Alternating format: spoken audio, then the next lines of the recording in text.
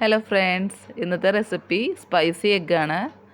അതിനുവേണ്ടി മുട്ടകളെല്ലാം നമുക്ക് വേവിക്കാനായിട്ട് ഒരു പാത്രം വെള്ളത്തിൽ കുറച്ച് ഉപ്പിട്ട് ഇറക്കി വെക്കാം. വെള്ളം ഒന്ന് തിളച്ചതിന് ശേഷം മീഡിയം തീയിലിട്ട് മുട്ടകളെല്ലാം വേവിച്ചെടുക്കാവുന്നതാണ്. ഇനി നമുക്ക് ഈ മുട്ടയ്ക്ക് വേണ്ടി ഒരു സ്പെഷ്യൽ ഫില്ലിങ് തയ്യാറാക്കാം. അതിനായിട്ട് 2 വറ്റൽമുളക്, 1 തണ്ട് കറിവേപ്പില, 10 ചെറിയുള്ളി, 4 കുരുമുളക് എന്നിവ ഇതിലേക്ക് ഇട്ട് കൊടുക്കുക. എന്നിട്ട് ആവശ്യത്തിന് വെളിച്ചെണ്ണയും ഉപ്പും ചേർത്ത് ചെറുതീയിൽ ഇത് വാട്ടിയെടുക്കുക.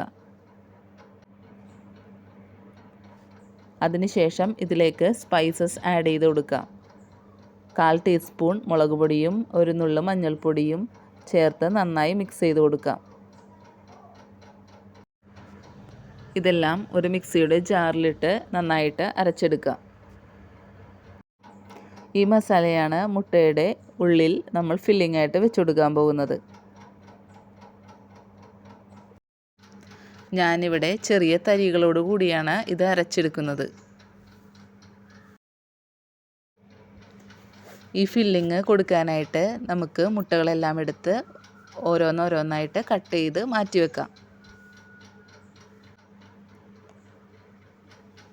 ഓരോ മുട്ടയിലേക്കും എന്നിട്ട് മസാലകൾ നന്നായിട്ട് ഫില്ല് ചെയ്ത് കൊടുക്കാം.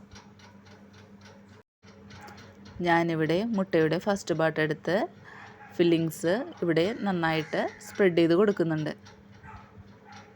സെക്കൻഡ് പാർട്ടിൽ ഫില്ലിങ്സ് കൊടുക്കുന്നില്ല.